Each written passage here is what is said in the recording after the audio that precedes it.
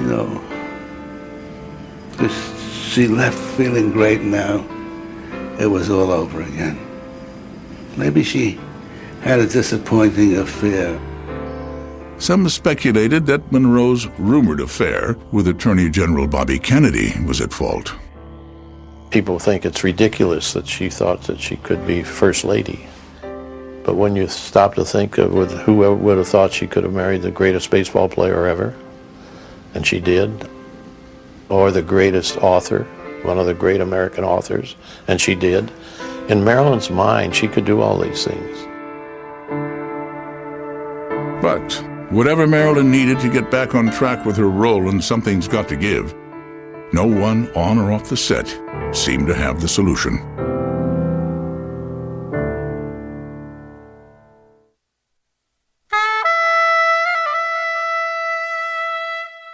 On Monday, May 28th, Marilyn called in sick again.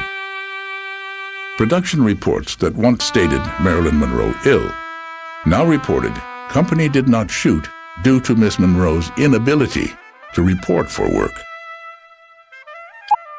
The following day, Marilyn showed up to the set, but she seemed to lack focus in this scene where husband Nick Arden implies Ellen was unfaithful during her absence. All right, Adam and Eve.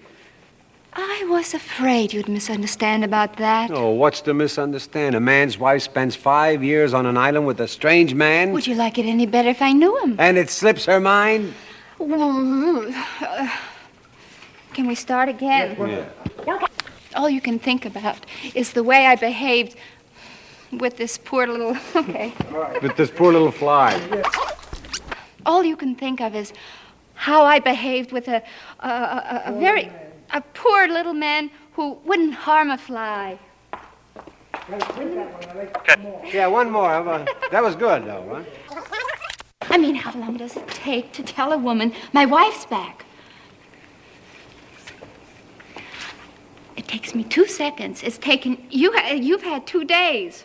Sorry, George, but we can do it. At 5 p.m., the company stopped shooting due to Marilyn's complaints of exhaustion. The film was now 11 days behind schedule. On May 31st, the actress's raw nerves were noticeably close to the surface during the filming of this sequence opposite Wally Cox. Here she uses her feminine wiles to convince a naive shoe salesman to pose as the man with whom she spent 5 years on the island. Will you have lunch with me? I bring my lunch to the store. I'd be so grateful if you'd take it out. Are you free for lunch? No, the fact is, inferior footwear is made from them. The crocodiles themselves don't make... Would you have lunch with me? I bring my lunch to the store. My foot's grown. Go barefoot for 5 years. Gee. Good. On Friday, June 1st, Marilyn Monroe turned 36, a watershed year for any actress, but especially one noted for her beauty and sexuality. I think she realized, I'm going to be 36. Then I'll be 37, 38, and there's a lot of new girls coming along that could replace me. 699. Speed. Camera. But whatever concerns Marilyn harbored about her age, she kept to herself that day, and without mishap, shot this scene with Wally Cox and Dean Martin. 677. By 9:37 a.m., cameras were rolling. Eve said you had some questions you wanted to ask me. Nick? Oh, he has. Ask him. Ask him anything. Oh, well, let me see. What kind of an island was it? An ordinary island, wouldn't you say? Like the rest. Small island? Not small. Not large. Medium. Oh, trees, yes. No vines? Well, oh, yes, vines, too. Water? Yes, all around. That's the nice thing about Stephen. He doesn't talk your ear off.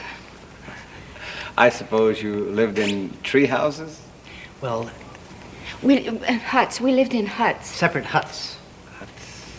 Even during the rainy season? When it rained, we moved on up into the trees. How was that, gentlemen? Cut. Good? Beautiful. Good. Shooting wrapped at 5:30, and only then did Marilyn's birthday party begin. The day of her birthday, I picked up the cake, and they were screaming at me that I had to hide the cake because it wasn't going to be brought out until 6 o'clock. They had to get a full day's work out of that woman. That was the expression. The assistant director, and he looked at this cake, said, well, we're having Marilyn's 36th birthday. He says, get that goddamn cake off the set till we're done shooting at 6 o'clock, then you can have her birthday party. And that was, I mean, they were under a lot of pressure. They finally had her on the set, and they wanted to work, you know. Marilyn's simple birthday party stood in sharp contrast to the lavish 30th birthday celebration thrown for Liz Taylor in Rome. Marilyn topped off her birthday by appearing at a Dodger Stadium fundraiser for the Muscular Dystrophy Foundation. But the evening's damp, chilly air caused Monroe's lingering sinus infection to flare up. And on Monday, June 4th, Marilyn telephoned Weinstein to say she was too ill to work. It was the 17th time the actress called in sick. I said, look, I'll come and pick you up. We'll have a special car. We'll have the coffee ready. I should have said I'd had the champagne ready, but... That whole episode irritated Cukor, because he had been very, very, very patient. The studio had been patient. Well, it's the first time I saw Dean really just got angry. Really, he got very angry. And he started pacing the floor, and George tried to calm him down, patience, and so forth and so on. And after a while, he said, okay, that's it. And he walked right off the set. And that was it, right there. And that's when the whole picture stopped.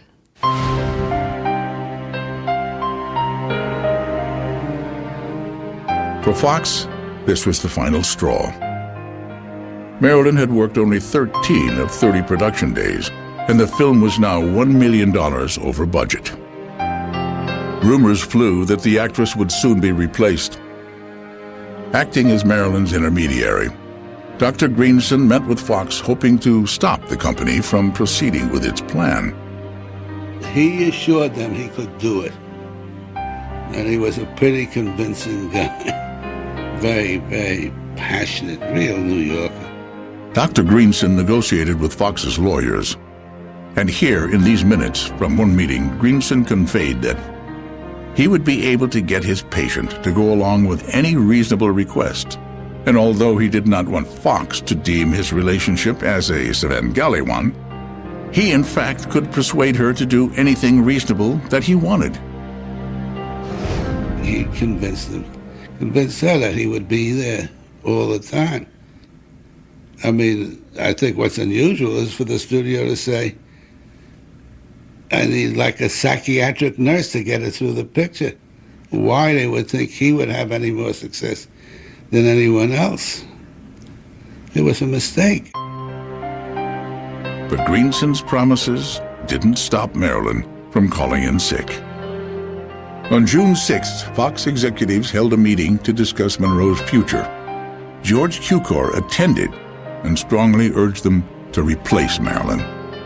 I ran into him, and he said, it just wasn't running too well, was it? Meaning that he just wasn't able to get it together. And certainly wasn't his fault, you know. That same day, George Cukor went so far as to slip news to gossip columnist Hedda Hopper that Marilyn was being removed from Something's Got to Give, and that her career in Hollywood was over. He finally just felt so frustrated and had done everything in the world to keep that production going that he was upset, but he absolutely agreed that there was no way to go on. She was not responding to the scenes. Swimming in a pool, playing with kids, that's all fun, but that's not going to make a movie. On June 8, 2 days after the meeting, Marilyn Monroe was officially fired.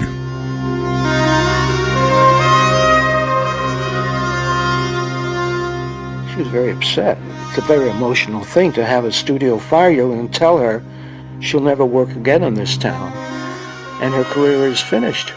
I mean, you know, this was a terrible shock, terrible shock. Nobody else that I know of could have gotten away with as much as she did on this picture.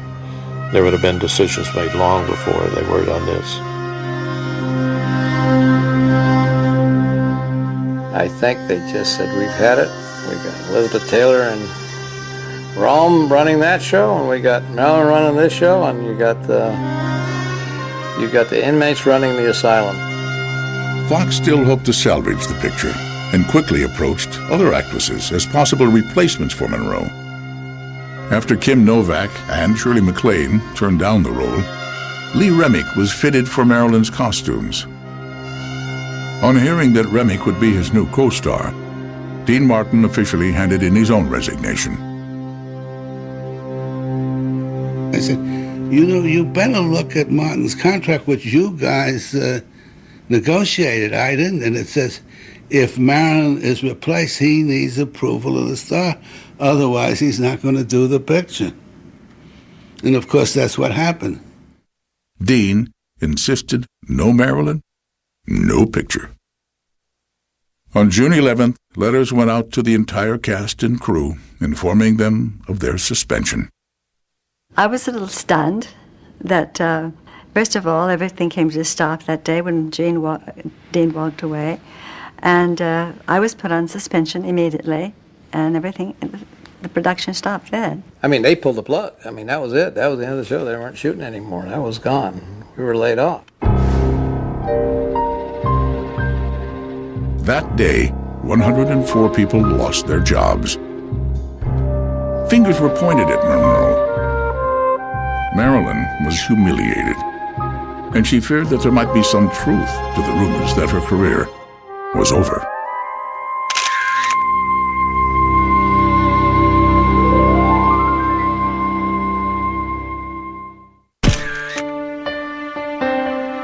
Determined to fight back, Monroe pitted her sexuality, power,